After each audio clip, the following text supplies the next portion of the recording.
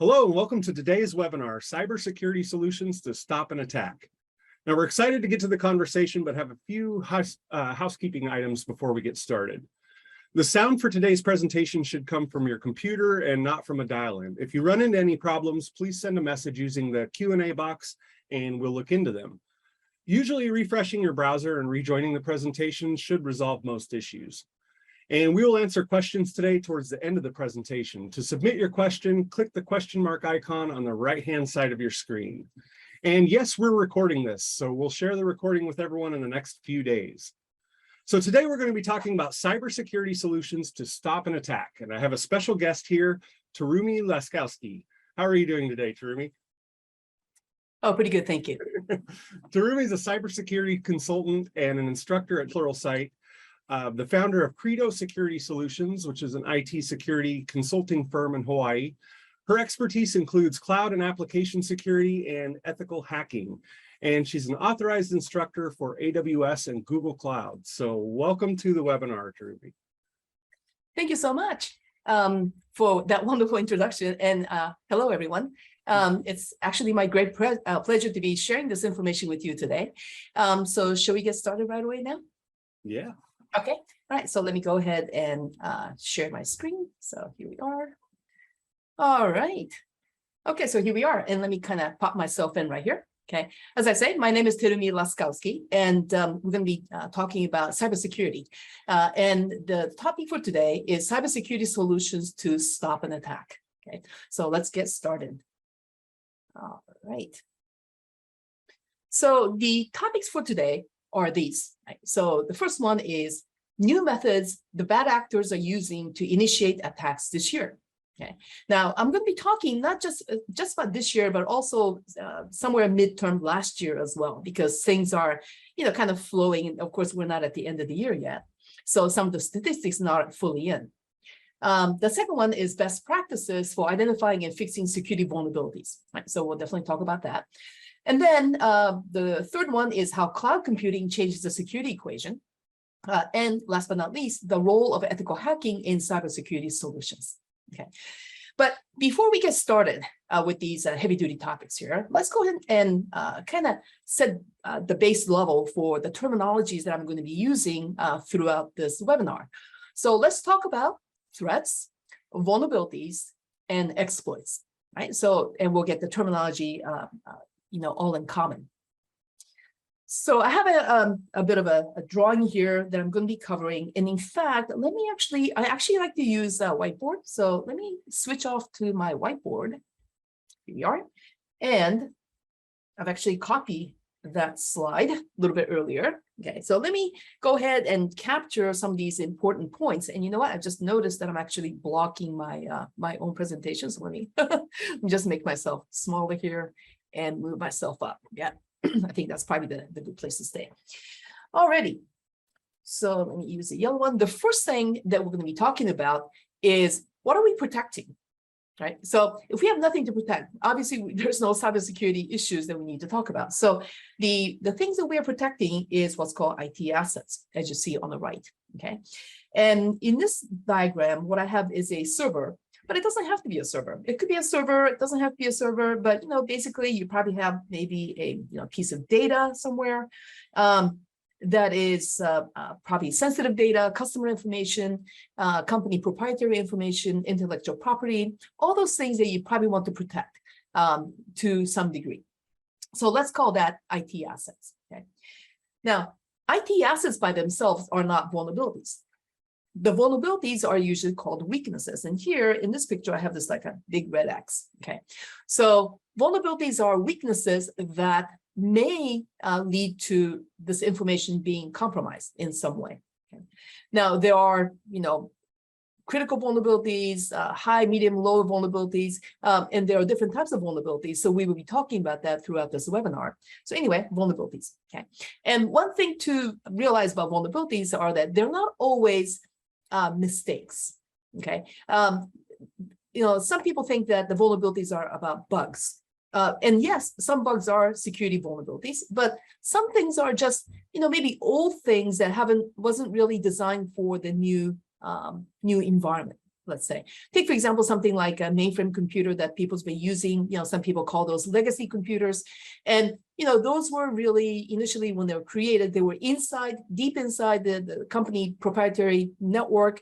And there was no one accessing it other than people from the inside the network, right? Inside the company. But these days, those things are slowly but surely being exposed to the internet, perhaps directly or indirectly, right? So things change. And there's no really, no bugs about that software, except that it's just not fit for that particular context, right? The new context. So anyway, so then the next piece that we're going to be talking a lot about are the threats, right? So I have this black hat guy here, or gal, that is going to be what's called the threat agent. So there's always going to be the source of the threat. The threat could be human, as I have here. It could be malware, which we'll be talking about a little bit later on. It can also be something like a natural disaster. Excuse me. So anything that would be able to touch the vulnerability and to somehow compromise that IT asset is anything that would be a threat agent. Okay, and the way that the threat agent actually attacks the vulnerability is here where I have as an exploit. Right. So the exploit is usually a process, tools, methods that people use to exploit the vulnerabilities. Obviously, what goes without saying here is that the threat agent is able to touch the vulnerability or see the vulnerability or directly or indirectly have access to that vulnerability, right? So that's basically, if you take the threat agent, so here I have like a little line that goes up above, okay? And the vector that is created between the threat agent and the IT asset is what's called the attack vector, right? And some people just call it, attack. Okay? And so if those things alone are, what's really important when we're discussing what we're going to be doing today. But if you want to know how to protect yourself against those things, then we need to start putting in some defensive measures for these particular attacks. And these are usually called controls. Okay, so the controls here, I have them like a little, like a wall here. Okay.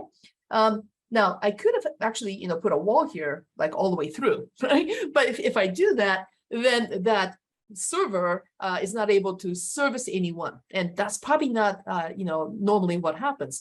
So maybe you have like a web server that have to be available to the end users, port 80, port 443, if you know TCP/IP, those are the ports where the web servers need to be open to the world. So that means more than likely, you're going to have that opening to allow for legitimate traffic to go through, right? So you have someone who is legitimate, let's say right here, okay, and that they want to go through to access the web server. But obviously, the threat is going to also find that opening as well. Okay. Now, is there any use then in putting a control in there if you're going to open up that the door into your server anyway? And the answer is yes, right? So the answer is yes, mainly because now that you're limiting where people can actually access your resources, you could put better monitoring, better way to filter things, right? Better way to respond to things that happen, better way to kind of see the kind of behavior that's coming through, because most of the times you can tell the difference between a normal activity and the abnormal activity, right? So yeah, so that you can actually concentrate on where to put your efforts when you are defending these. So there you go. So that's going to be the basic terminologies that I'm going to be using. And let's go back to the slides. All right.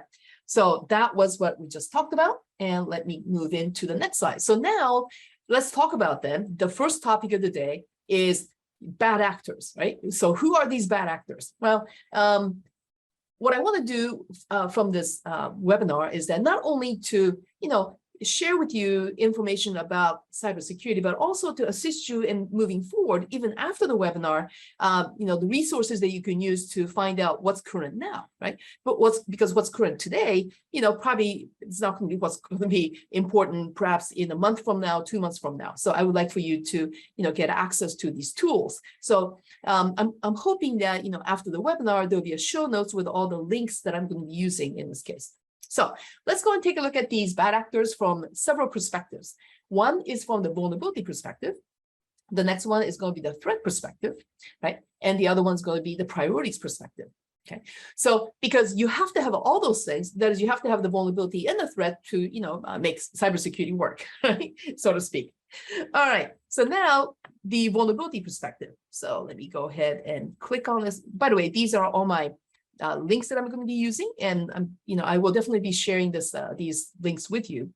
The first one, which is a pretty well-known site, is called the National Vulnerability Database. So let me go ahead and click on that, and let me take you there. Okay, so this is where this is a centralized portal where you can search for well-known vulnerabilities.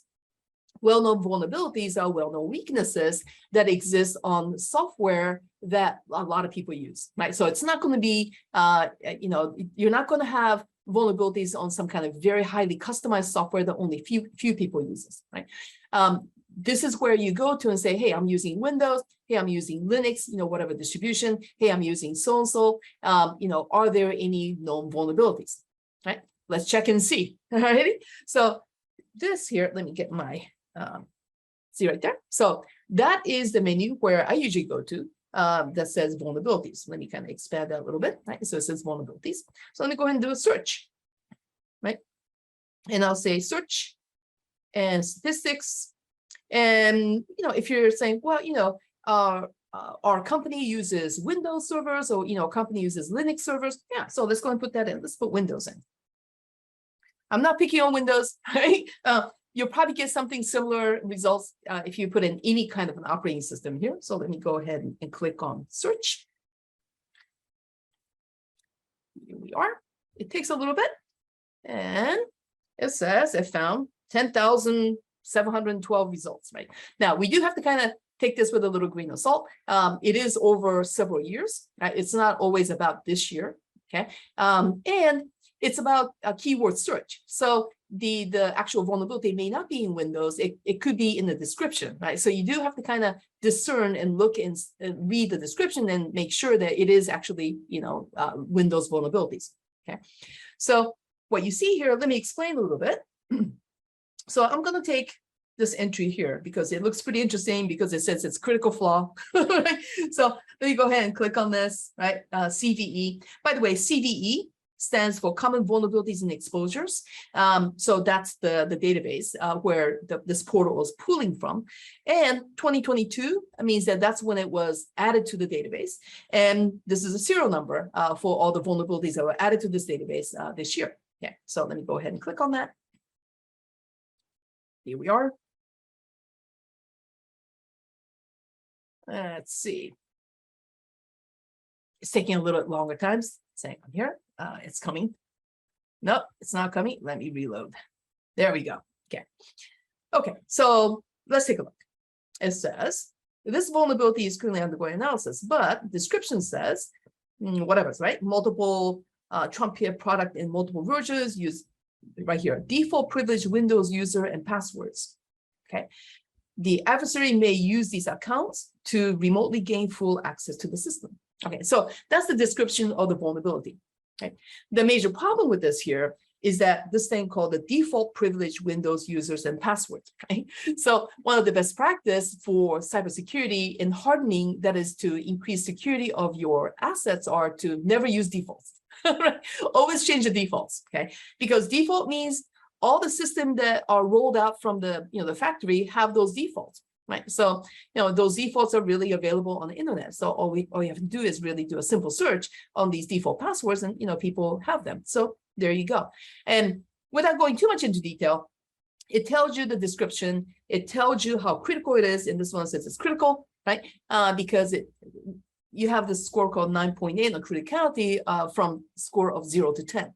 So this probably is where if this vulnerability were to be attacked, right? This is a vulnerability. If it were to be attacked, chances are someone could actually take over that application.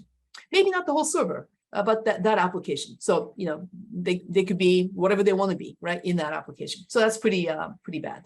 So what is the purpose of looking up something like this? Well, the question then is, well, in your environment, do you have this software? If you have this software, you probably want to make sure that, your defaults have changed, or if there are any patches to be put into place, put the patches in there so that you can focus on what assets that may have these vulnerabilities that you may want to handle. Okay, so hang on just a moment. Oh, hang on here. Okay, I was just kind of checking the chat. Sorry, it wasn't for me. All right, so let's move. So this is okay, right? So you go from the vulnerability perspective, which is pretty interesting. And this is what a lot of what's called vulnerability management software would do, right? You get an inventory of all the software that you have. They'll match it up with this kind of database and say, okay, out of 100 servers, you have like 25 that has these hits where the software version matches, the National Vulnerability Database, the CVE. So maybe you should take a look at it. There you go. Okay. So let's go back. So that was the vulnerability perspective. Let's go in from the threat perspective. Now, this one's a little bit more interesting to me, right? Let's from the threat, right? But like I said, you have to kind of, look at it in a balanced way. If there are no vulnerabilities that matches what the threat is trying to go after, right, then you really actually have no problems. But if those things match, if the threat is going after a particular vulnerability and you have those vulnerabilities, yeah, then there you go. There's a hit. All right. So the next site that I'm going to show you is something called the Ddos attacks. Okay, so here we go. Now this site, I think it kind of takes a little time to kind of warm up. Okay, and it's pretty interesting, right? A lot of things are kind of moving around, and so this is supposedly a real-time view into what's called the DDoS attacks, right? So DDoS attacks are threats that is a type of attack that is coming from multiple locations, usually hundreds of countries, like over 100 countries, and if you look at this, right, now it's starting to pick up, right? So you see some of these like a little explosions that are happening, small yellow circles, little bigger orange circles. Those are the targets, right? Those are victims, right, of this attack. And then you have something that kind of looks like a little, like a tail, right? A lot of things are kind of converging onto that one spot, okay? So that's the actual attacks themselves.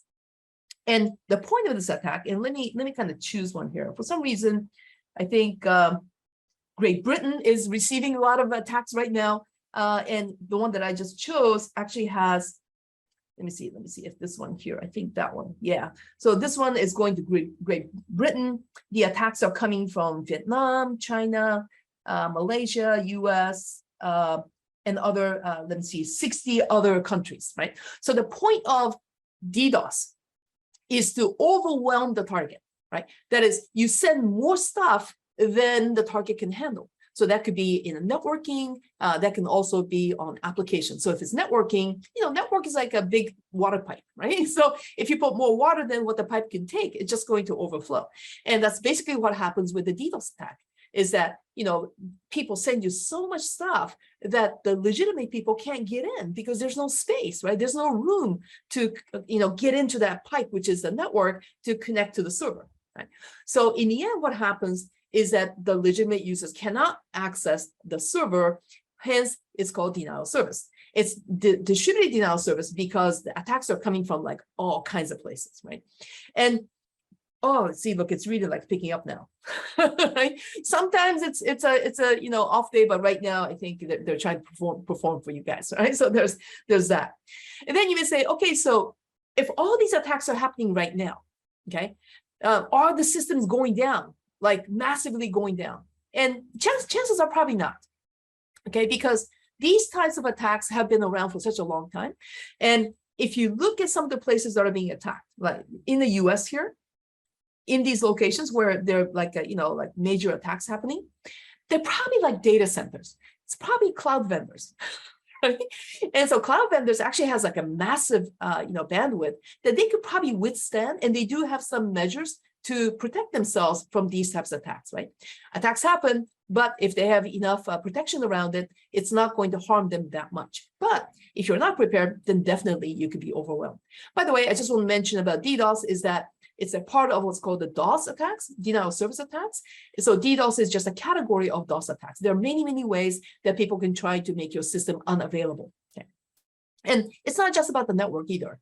It's about the application too. So if the network, if these attacks go through the network and actually touches a server, if the server's CPU gets overwhelmed, they can't process all that information, same thing happens, right? So the application is like, say, I'm full, I can't, I can't handle anybody else. And so the system will go down. Okay. Anyway, so that's a DDoS attack. Happens all the time. Okay. And one needs to be protected by that. By the way, if the DDoS attacks are already knocking on your door, on your routers and such, it's actually too late. Right? So you actually have to stop these DDoS attacks before it actually reaches you. And how do you do that? How do you stop something before it reaches you? And you can only really do that with the cooperation from your ISPs, internet service providers, or once you go into the cloud, your cloud vendors will try to stop that from coming into your space, and they'll try to stop it ahead of time. Anyway, but I just want to show you these kind of things are happening all the time in real time. Let me actually kind of get rid of that because that kind of uses up a lot of my, the display power. But more traditional ways that the attacks happen. And let's take a look at another real-time attacks, but it's not a DDoS attack. It's more of a pointed attack. Okay, so I'm going to go to a company called Fortinet, which offers similar type of real-time data, but not the, hopefully it comes up, but not the DDoS attacks, but more of a more focused attack. All right, so here we go. It's coming up right now. Here we are. Okay, so you're not going to see this fancy, like a little, I don't know, fireworks going off. Okay, but what you are seeing is, and I'm not sure if you can actually see that, but you see these like a little transaction going, right? Little communication going from one place to another. It almost kind of looks like it's like a shooting gallery, right? That's what it looks like. Okay, so what are these? Well, these are very, very focused attacks to a very focused vulnerabilities, right? Because in order for you to disrupt a service, you don't have to massively send something over. If you could just kind of trip somebody, right? And if they fall on their face, you've done your job. So that's what they're doing here, is that they're looking for these vulnerabilities. Remember the MVD that we looked at? Remember those vulnerabilities that we came up with? Well, people are looking for those vulnerabilities and those servers that have those vulnerabilities, and then they're attacking those vulnerabilities, right? And that's basically what you see. And it's kind of hard to see here in the bottom, and I don't think, there we go. I can actually make it a little bigger for you. It's kind of scrolling a little faster, but it's actually giving you the exact type of vulnerabilities that these things are actually, harnessing right now. Vulnerabilities and the attacks that's happening on those. So this is mostly automated attacks. Usually it's not a human attack, not the kind of data that you capture here. Okay, so that certain programs are made to search and then attack, right? Okay, and if it succeeds, there are other steps that they will follow with that. So there you go. So these are types of the attacks, and in order for you to stop yourself from being harmed by this, is to actually know what vulnerabilities you may have, and to be very proactive about it. So that don't wait until somebody tries to attack you. Try to patch it or do something else so that those vulnerabilities are not exposed to the attacks. There you go, right? So this is what's happening now. So if you want to know, hey, what's hot right now? You're seeing it right now. Okay, these are the attacks that are happening. Okay, but looking at these and say, well, okay, so that's kind of helpful, but how is that going to help me? You probably need a little bit more focused information about how you can actually use this type of data. So let's go ahead and move on to the next set of resources that I have for you. Okay, so here is, I'm going to kind of give you a peek into how the attackers find you. Right? More specifically, how they find your vulnerabilities. Okay, all right. So let me share with you a service that they have, and all the stuff that I'm going to show you is legitimate service. There's nothing illegal, right? There's no, oh, this is only a hacker tool, and it's so illegal to use these. No, right? These are just regular services. Okay, all right. So here is a service called Showdown. Right there. Okay, Showdown. Let me kind of make it bigger. Okay, so what's a Showdown? Well, Showdown is like Google, right? So it's a search engine, so to speak. Okay, so with Google, the Google search engine goes to the web servers, and they crawl through those web servers, collecting all the keywords, right? And they create an index in Google so that you can search through Google in their index, and then when you find it, you click on that link, and boom, it takes you to that web server, right? So that's basically how Google works. Now, Showdown works a similar way. So I guess it crawls through, I guess the term that they use, they probably crawl through the internet. And what do they find? Well, they'll find web servers, yeah, but they don't collect keywords from web servers. Nah, that's not what Shodan does, right? What Shodan do, well, what it will do is it will actually connect with everything that is connected to the internet that they can talk to. Okay. Hey, if it's connected, you must want you must want people to connect to you. So that's what Shodan does, is to connect. And they'll try to converse a little bit with these machines and try to get what responses they get. And from the responses they get, they'll collect the keywords from that, and then they'll create an index, and then there you go. The rest is just like Google. So it'll collect all the things that are connected. You click on it, you get to go to that device that's connected, or that server that's connected, or the router that's connected, or refrigerator that's connected, or the car that's connected, or I have a ring that like a ring. It's like a wearable stuff. The IoT devices, right? I guess they could connect to that too if you're connecting to the internet. Okay, so let me show you what kind of things people are actually searching for, right? So here, I'll talk about the popular tags, but here, if you look at the kind of stuff that they're looking for.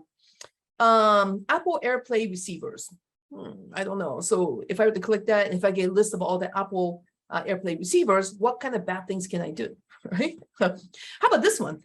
Door and lock access controllers. Wow, right? So these days, a lot of things are internet enabled, right? So that means if the doors and lock mechanisms that you have on your security system is connected to the internet, okay, and if you have that available to the public internet, right? Shodan doesn't really go through any kind of private network and try to kind of sneak peek and stuff. They don't do that. It's everything that's publicly available, right? So there you go. Oh, look, Nordex wind turbine farms. Why would anybody want to get a list of the wind turbine farms and IP addresses for those things?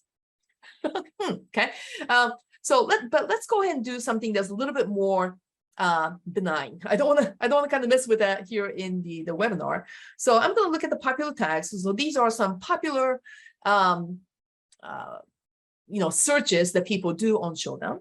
So here I'm going to pick something that's really, really benign. Okay, I'm going to pick an FTP. So here we go. FTP, file transfer protocol. Okay, file transfer protocol is known to be weak contextually because it's an old protocol. It's you upload, download files, and it doesn't have an encryption and stuff. So people call that to be don't use that for any critical files. But it's kind of fun to kind of look at and see who's still using them. So let's go and do FTP.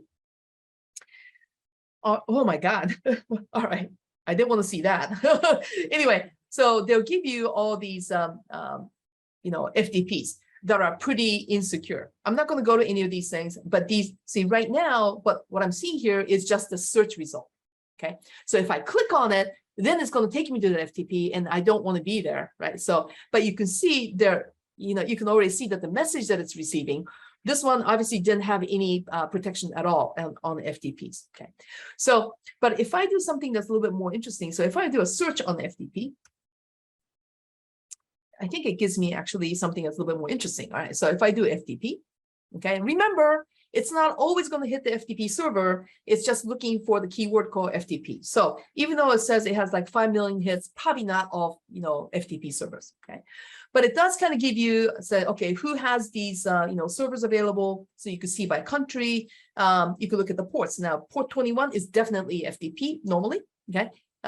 Unless somebody's trying to fool you. So if I were to click on port 21, so this one is 4 million. Now these are most likely FTP servers, right? So we know that FTP has been on the news that says, look, please don't use FTP for anything that's important, okay? Because it's not. You should be using something that's encrypted. You should be using something that's a little bit more secure. But see, there you go. It's still out there, okay? And there are other ways to actually do the search to have add something like a domain address, right? So that you can actually change this search to say, does my company have an FTP server available out in the world? Right? You could do searches like that. I'm not going to do that here, but you can always go there. By the way, I do have a paid account for Shodan, but Shodan does allow for you to kind of play around and see how that feels like for free for a little bit. So you may want to check it out. Go to the link and click on Shodan. But this is a legitimate tool that people use, both for good and for bad, I believe. Okay, so I'm only going to show you what's available, right? How people use it. Normally, we use it to make sure that a particular company does not have all these known vulnerable services exposed to the internet. That's how we find them. Okay, and these kind of tools are really, really excellent to do that. Anyhow, so that was Showdown. It's a little bit eye-opening. Sometimes I click on the webcam, but I'm not going to do that here, because when I click on webcams, oh my gosh, some of these webcams, the webcams that you buy, from the store, from the Amazon or something, and then you just connect it to the internet using a Wi-Fi, and there you go. You got it everywhere around your house, right? And if you don't change your default passwords, if you don't change these network settings, people are going to get in there, and they'll be looking at you through the camera that you set up for yourself. Okay, and it does show up. So I don't want to show you that right now. Okay, so I'm just going to get rid of that right now. Okay, so currently we're still looking things from the view of the attacker, right? Because the theme, of course, is bad actors, right? So let's go and take a look at something else. Now, the next one I'm going to show you is something called the attack site. So ATT and CK. So let me go ahead and take a look at that. This is very, very interesting. Now, what we've been seeing so far is, yeah, you have these resources that would point to vulnerable resources, okay? But the question is, how do they actually attack you? So if you're interested in, okay, so I have the vulnerability, but how do they attack me? What kind of methods do they use, right? So ATT and CK is a great, great resource where they have lists of actual attacks and actual methods that people use to attack a company, right? Or government. Okay, so for example, this is actually is ATT and CK metric for enterprises. And it's kind of interesting here is that notice how these are categorized, right? Reconnaissance, resource development, initial access, and it goes all the way to impact, right? All the way to the right. So this actually is laid out in a order where the attackers may do them one after another, right? So that means in the end, they're trying to create some kind of negative impact by, stealing your data, destroying your property, whatever. But initially, what they do is they'll do reconnaissance. Okay, reconnaissance. So they'll do their homework, collect all the information that they can about you so that they can choose where they actually want to go. They're trying to look for the soft spots. Okay, so that's reconnaissance. And here, they're saying, for example, there are 10 techniques that, people have actually used to do reconnaissance. Okay, now, if you know what those things are, then you can actually put these techniques into something like an intrusion detection system so that they can use those rules that you can create from these techniques to spot these attacks in your own network as well. That'll be nice to have, right? Okay, but remember, this is all in the past. Okay, but a lot of attackers just copy what other people do anyway, so these will still be good. But this is not going to be complete, right? This is just a database of all the things that happened in the past in how people actually got attacked. Okay, and so, for example, if I were to say, well, something like, I don't know, something like a ransomware, right, is rampant. Okay, so how do people do ransomware? All right, so let's see if I can find a search here. I know there is a search box somewhere. Let me see if I can find it. Oh, there it is. There's a search. Okay, so here in the search, I'll say ransomware, right? Okay, so I'll say ransomware. This is actually doing a dynamic, search. So it's kind of not letting me go past after S. All right, so let me see if no, it's not going to. All right. Oh, I'm sorry. I made a mistake. Ransomware. Okay, here we go. All right. So if I say ransomware, okay, so if I do that, they'll give you a list of all the ransomware, the actual attacks that happen that they have records for, right? So for example, if I were to pick something like I'll pick the top one, right? So it says Indrix, Spider, Evil Corp, Group, whatever, right? So let me just go and click on that. So there you go. So this is, it says here, it's a Russia-based cybercriminal group that's been active. So that's the threat, okay? Then associated group description, Evil Corp, then the techniques that are used. You see? Look at the techniques. So it says command and scripting interpreter PowerShell. So that's like Windows attack. There it is, Windows command shell using JavaScript. So what they're trying to do here is, yes, it is ransomware, and we'll talk about what ransomware is, but that is at the impact point. So the ransomware has to get into the target's environment. It has to get into your environment. So how do they get in? They get in through these vulnerabilities, like Windows vulnerabilities, Linux vulnerabilities, weak passwords on your servers, whatever's exposed that's weak, they'll try to get in any which way. Okay. Then after they get in, then the ransomware is going to do its work. Okay. So I have a little picture on that too. But as you can see, data encrypted for impact, CUC, like that. So this is such a wealth of information when it comes to how do people do what they do. Okay. And if you're into that kind of details, this is a great place for you to take a look at, right? And by the way, this is created by a company called MITRE Corporation. The MITRE Corporation is a defense contracting company that does CVE as well, right? Common vulnerability and exposures. MITRE's been doing that for years and years, right? A great service that they do. Okay. Anyway, so let me go ahead and get rid of that. Okay. And let's take a look at another one. Then you say, okay, so it's kind of interesting that, you're giving me all this historical stuff. Okay. But what's happening now? Like, what are some of the major attacks that's been happening? Like what's happening now type of stuff. Okay. So if you're interested in that kind of thing, well, there's actually another database, right? So here is a University of Maryland cyber attack database. Here we are. Okay. So what is this thing? When I found this, I said, well, this is fantastic. Look, it's a cyber attack database. Okay. Now this one, so this is a full list of attacks, and it's pretty recent, right? So it's not as, it's not as like right now type of thing, but, I'm sure they're catching up and stuff, right? But here, back in August, right, it says the victim, industries, utilities, actor location, Russia, actor, whatever the actor that they find. And this is very much common to the MITRE's, attack database that we just saw. And then they tell you what is the motive and what type of attack was it? Mixed attacks. That means mixed attack could be something like ransomware, where you have certain attacks that come in, and then you have the major attack that's inside the environment. So it's called the mixed attacks. And then what is it attacking? Data attacks. Cyber criminals usually go after data. They want to, take out the data, right? They call it exfiltration, exfiltrate the data, and then they could sell it. They can reuse it, right? So they can use a lot of things. So that's what you see.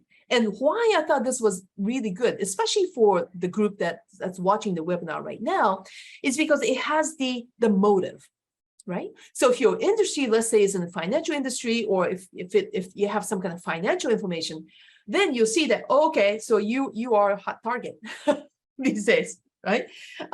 So let's see if there's anything else in here, let's see if there's anything else in here. Let me go and take a look at it. They all seem to be financial, right? And look, the type of attacks. You have disruptive attacks, like DDoS attacks are disruptive. Exploitive attacks, right? They're come in and they kind of try to look for things that they can go further and further down. So there are all different types, and I just think that this is just the neatest thing. But it only has financials for some reason, right? Oh, there it is. There's something here. Good. Look, sabotage. Oh, look at that. Okay. All right. So, but as you can see, it's international as well, because these attacks it knows no bounds. Okay. Now I'm half Japanese, so I work with Japanese customers, and years back, I'm talking about like no longer, right? No longer, but years back, Japanese people thought they were immune from viruses and malware because they said, oh, those hackers, they're all English-speaking hackers. Right? They can't understand Japanese. Yeah, right. But they're not saying that now. Okay. But anyway, so it's international, and you have the victims as well. And one thing you want to see probably is, are there victims in here that are of the similar industry, right? So are there people that's in the same industry that's a victim, because that's a great, good indication that you may be next, right? Or you may be in a list of things. So, so you could be in a heightened, awareness about these things. There you go, right? Let's see if there's anything else in here that I can actually show you about this. Oh yeah, so those vulnerabilities that we talked about, the CVEs. Okay, CVEs are nice, but some of these CVE entries are done by, let's say, rocket scientists, right? So you have these cybersecurity experts, maybe university professors that is coming out with some theoretical vulnerability and saying, yeah, so here is a possible vulnerabilities that I found in a, test tube. But it takes like 50 steps and all the star has to be aligned in the right place for this thing to be exploited. Okay, so would you be interested in stuff like that? Okay, if it's reported, if it's probable, you may want to know about that, but it may not be too relevant to you, right? Not right now anyway, it's too hard. Okay, so wouldn't you like to know the type of vulnerabilities that people are actually exploiting? Says, yeah, right? So you saw that like a shooting gallery. What are those vulnerabilities? What are those that are kind of hot right now? Don't you want to know those? Yeah, I would. And here there's another one here, which is like, I mean, there's information about everything. So this one is known exploited vulnerabilities catalog. Isn't that something, right? So you say, okay, now, the CVEs, OWASP, Open Web Applications Security Project.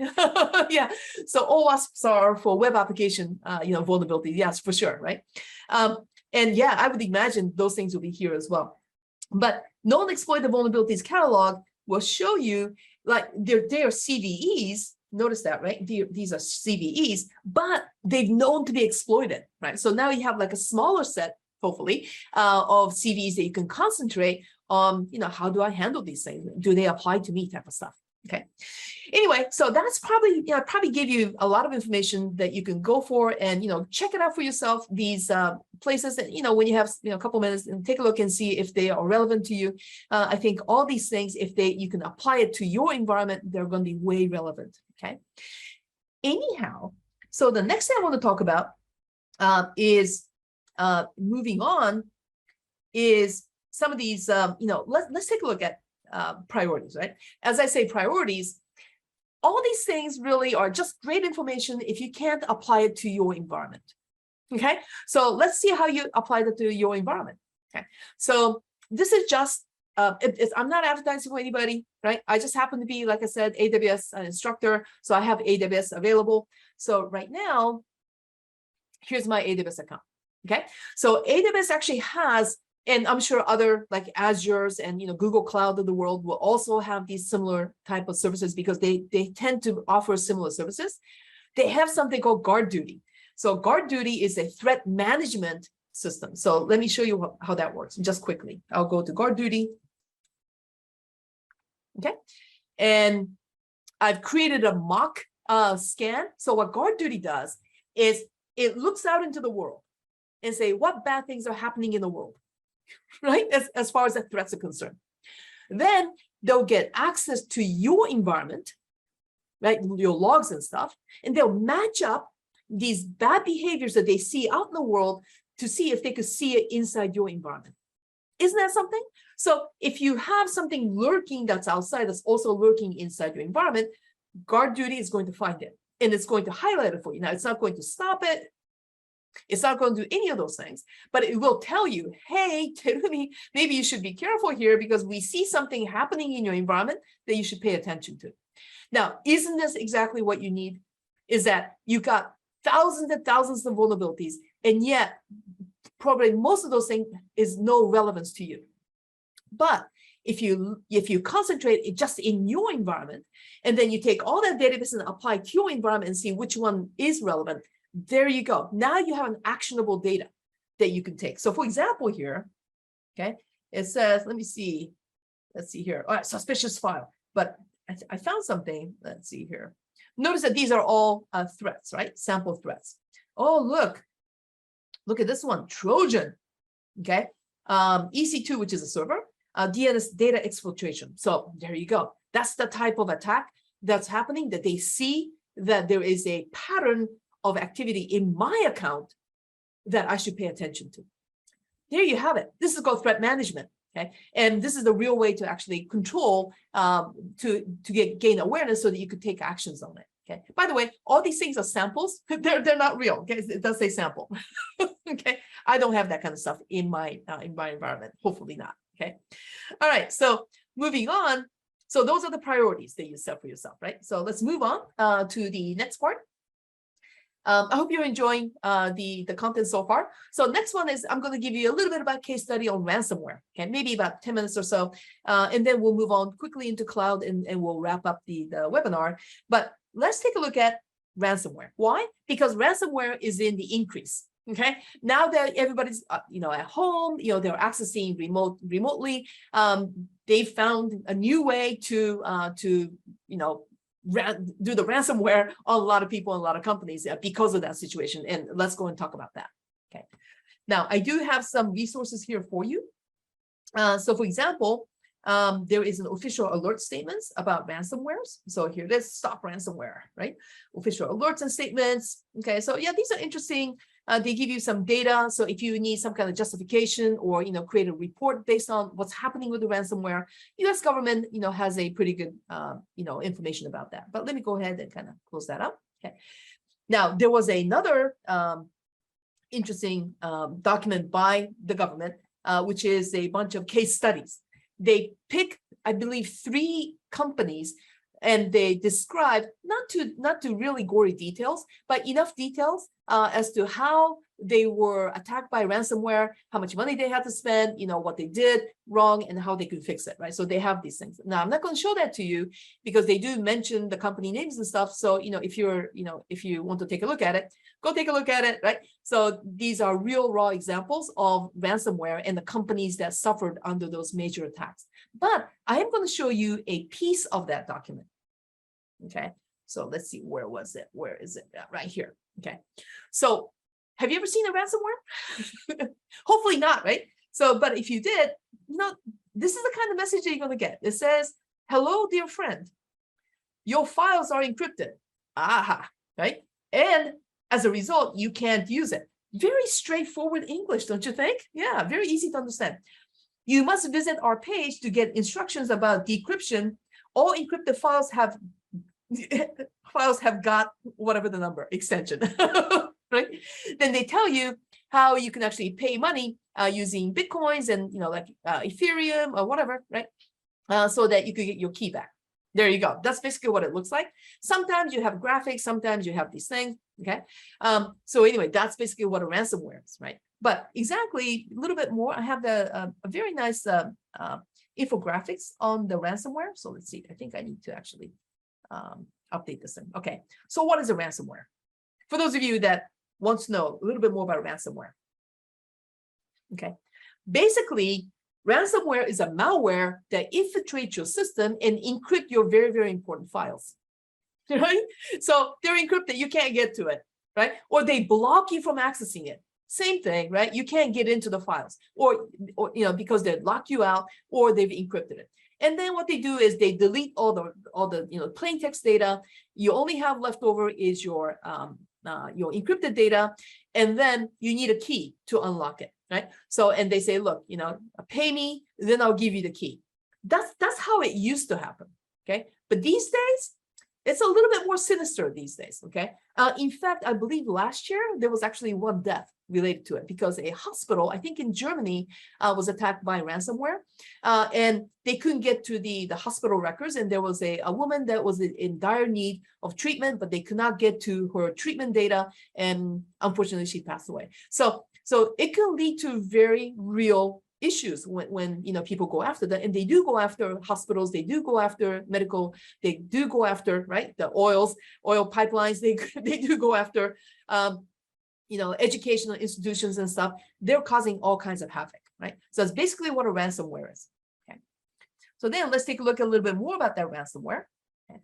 So there is there was a ransomware that was being launched by a company called, well, not the company, but an organization called REvil. And they were actually creating something called the ransomware as a service. So they have this service that they would, they would recruit franchisees, right? And then the franchisees will use the service to do their own ransomware attack. And the Russian group that was the main part of it, that was providing the service, will get their cut, like 50% cut, from these things. Anyway, so, but how do they come in, right? But actually, I want to show you this one here. What is I'm just going to show you what the ransomware actually does. Okay. Now, we're not going to go too much into detail here because this is like code and stuff, and we're not going to do that. And so let's see. I actually have to say agree before I can make it smaller. Sorry, for some reason I can't make this smaller. But what happens is you have the ransomware coming in through some type of vulnerability, so they come into your system. Okay, but the main thing that I want to show you is what do they do? If they get into your system, what do they do? So they drop a ransom note, like hello, dear friend. Okay, then they'll encrypt the file in folders. That's what they do, right? They encrypt them. Then what do? They usually get rid of any type of backup that you have on the same system. So if you actually created backup on the same system, they're going to delete those backups for you, of course, right? Okay. And then they'll delete any kind of shadow copy of the file that you have. So now you have nothing. The only thing you have is the encrypted copy of the data. Then this is the part that is kind of, infuriating, is that they'll actually take that data and, bring it up into the internet. So you know what that means? Is that not only are your files encrypted and you don't have access to them, now they have your files. So now what the ransomware does is not only encrypt your file and, you pay for them, but they may also keep your data and leak your data, right? Okay. So so just because you got the data back and now you're able to use it, that doesn't mean that data is not going to be leaked. Okay. So there's that new kind of twist added to the ransomware these days. Okay. Alrighty. So the next part that I actually want to show you is how do they get in, right? So now we know what it does once it gets in, but how do they get in? So the latest and greatest thing about how do they get in is written here. So let's take a look. The top exploits used by ransomware gangs are VPN bugs, but RDP still reigns supreme. Oh boy, right? So the VPNs, virtual private network, isn't that what we use to access our companies these days from home? Okay, but if I were to go back, let's see here, going back to my whiteboard, the VPNs kind of work like this. So let's say you're at your house. There you go, that's your house. There you are. Okay, and there's your computer. Okay, then you have your company. There you go. And then you have the cloud. And what you need is you want to connect like that, right? And you want to use, it's through the internet, but you're using a VPN. Well, these VPNs, the way you connect to usually uses a server, right? Some kind of a machine that's going to allow you to connect using the VPN. Okay. So what happens then is, you got tons of people accessing the VPN using the server, but what happens if the server has a vulnerability? Oh boy. Okay. And also, if people are not using VPNs, there are other ways to remotely access your system. So some of these methods are something called RDP. So this is a way for you to remotely access your Windows servers or Windows machines, remote desktop protocol, or you have something called SSH. So once again, this is to access normally Linux computers remotely. These are all big targets, by the way. Okay. And so, at the end of the day, right, RDPs, Windows, everything is software.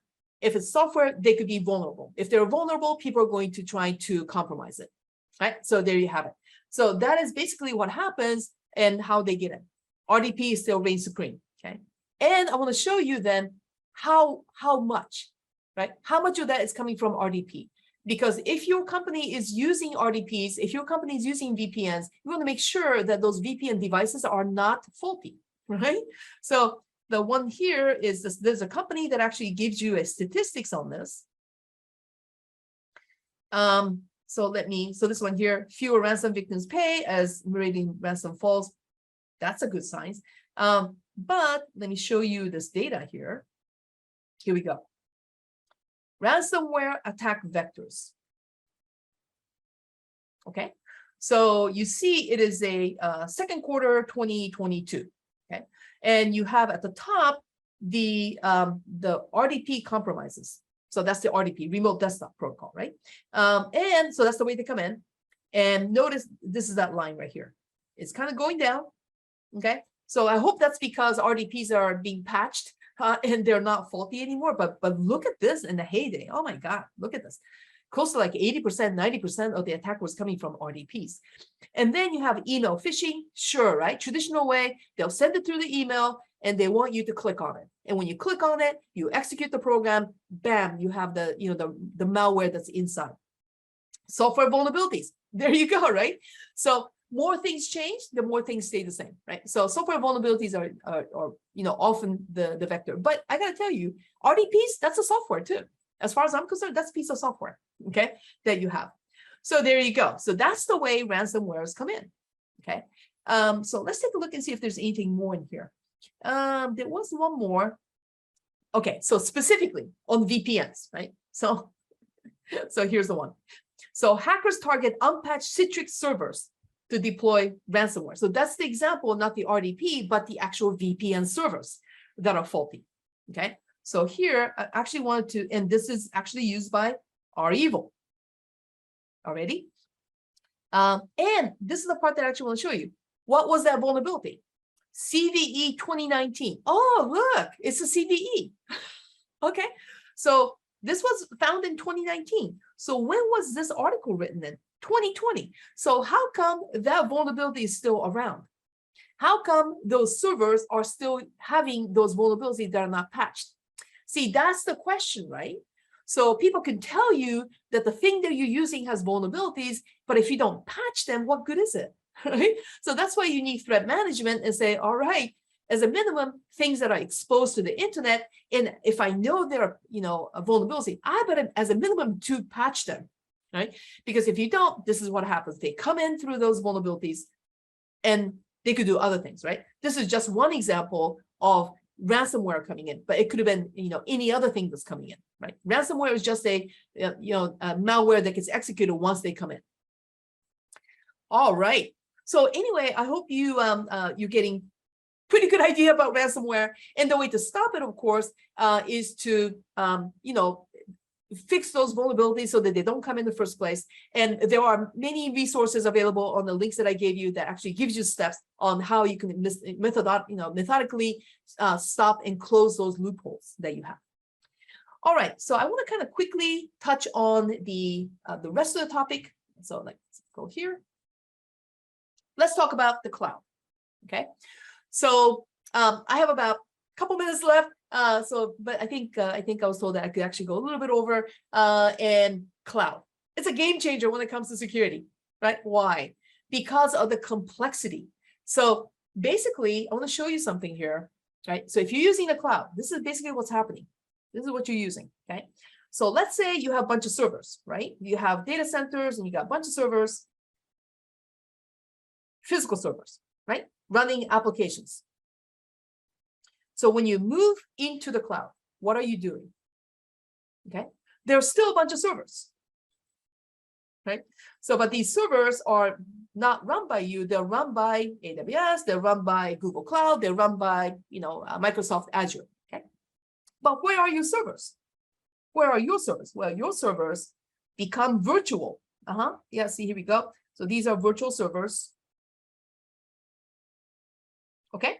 So these are here, and these servers run on these physical servers, right? So that's an example of what a virtual machine is. That's basically what you're doing. This is as a minimum, that's basically what you're doing if you're using virtual machines, okay? You may be using containers, you may be using serverless, but everything kind of starts from here. So why is this important? Because you see those dotted lines, that's not a real server. What is it? It's a virtual machine. But what does a virtual machine mean? It means it's an application. Right? And so we've been talking about how applications are easy to put flaws in, right? And I can tell you that virtualization technology that allows for these virtual machines to exist in the cloud is highly complex. So if it's complex, the chances for vulnerabilities to come up in some kind of a combination that you have no thought about, it says, I don't know how these things work with each other. If you don't know that, then the vulnerabilities may sneak up on you. So the more complex the system is, the more opportunities for the vulnerabilities to exist. There you go, right? So that alone should kind of say, well, don't get me wrong, I love the cloud. right? But you have to kind of understand from a security perspective, it is a highly, highly complex environment. Okay? But boy, why do people go into the cloud then? Because you see the kind of things that they can get, which is the next one, which is, shared, well, actually everything is fast, okay? You talk about agile, you talk about flexibility. Yeah, software's flexible, right?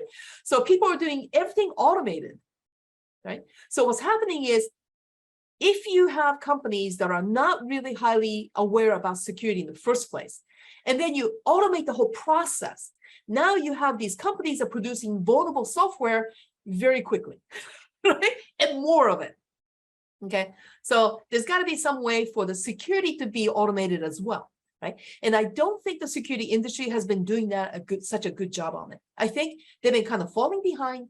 Their tools are not highly automated compared to other things, but we're catching up. Okay, eventually, I think the security automation is going to catch up to a degree so that this is not going to be much of an issue, I'm hoping. But right now, there are more stuff going in automatically that are faulty than these security systems that can actually kind of keep up with it. So there you go. And the last but not least, shared responsibility. So the shared responsibility is this, is that when you are going into the cloud, see that part that is on the right-hand side, that's the white servers, right? Those are, like I said, they're owned by AWS, they're owned by Amazon, they're owned by Google. Okay, so who does security on those things? Well, not you, right? Because you don't own them. Those are, you just use them, that's all, right? So that means you have to have a high trust in your cloud vendors. And I think these three vendors that I mentioned, have a very good track record when it comes to doing a great job on security, okay? But it's still, the fact still is that you don't get to see them, right? So you have to take their word for it. So there has to be a very clear, separation of duties when it comes to who's responsible for what, okay?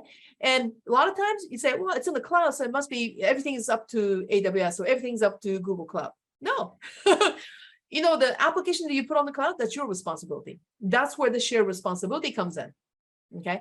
So you're putting your applications on top of things that you don't actually control. And that is actually an issue, okay? But, that is the nature of the cloud. So there you go, okay? All right, so let's go ahead and go into the next slide. I think that's going to kind of bring us up. All right, so by the way, last but not least, what is ethical hacking and how do we use it? Ethical hacking is hacking, okay? Ethical hacking is hacking, right?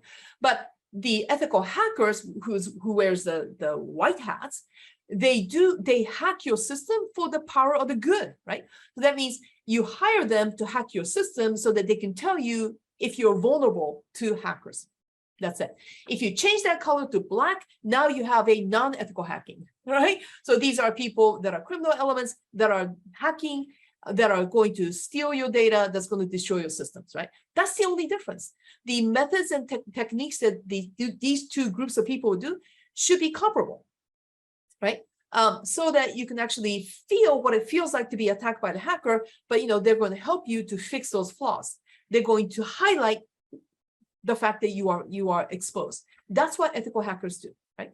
And how do we use it? We have to use them during testing phase. So when you're testing, that's the first place where you probably use ethical hacking. So if you heard about vulnerability scanning, if you heard about pen testing, that's basically what ethical hackings do. Okay, that's basically what it is, right? So you do vulnerability scans, you do pen testing, okay? So one of the things that they do is so the pen testing is where they'll actually go into your system and see, oh, look, I was able to see this, confidential information. Okay, that's pen testing. Vulnerability scan is where it says, you know what? I think you have like 25 vulnerabilities, and I think those vulnerabilities may cause data leak. So they won't actually do the data leakage. They'll just say, give you a probability for that. And if you really want to know if those probabilities are really actual things that can happen, like 100% of the time it's going to happen, you got to do pen testing. So normally you have to do both, but that's how you do it. And then periodically, you hire people to do pen testing to make sure that nothing has changed in your environment so that you are still good. Or, maybe new vulnerabilities has crept in that people can actually show you, we did the ethical hacking and we're able to kind of get into your system. There you go. Okay. There you have it, everyone. So sorry about that, Etienne. I actually want to give you more information, but hope to see you in one of my classes. But are there any questions? Oh, we do have a question here. What are your classes? Oh, so I teach ethical hacking classes. I also have, I'm more of an application security person. So I teach people how to code in a secure fashion for Python, for JavaScript, and other languages to come. And also, I also do cloud security as well, right? So I do cloud security on Google Cloud as well as AWS Cloud. That's great. And Clifford's asking, how do we access them on Pluralsight? Are the classes on Pluralsight? My classes are usually, scheduled classes. So I don't think they're on the Pluralsight right now, but you could do the inquiry and there are classes that I teach. I teach a lot of classes on Pluralsight. Yeah. Can I teach people not click on strange email? Yeah, that's right. Sure, I could do that. Are there anything else that I can answer for you? By the way, on the show notes, if I'll include my LinkedIn. So if you have any questions, yeah, please feel free to contact me on my LinkedIn as well. All right, great. Well, thank you very much, Terumi. This was an excellent webinar. I learned a lot. I think other folks here did too. So thank you very much for doing this, and thank you everybody for watching and chatting. And yeah, we'll check out some of your new stuff. Thank you so much. Thank you, everyone. Aloha.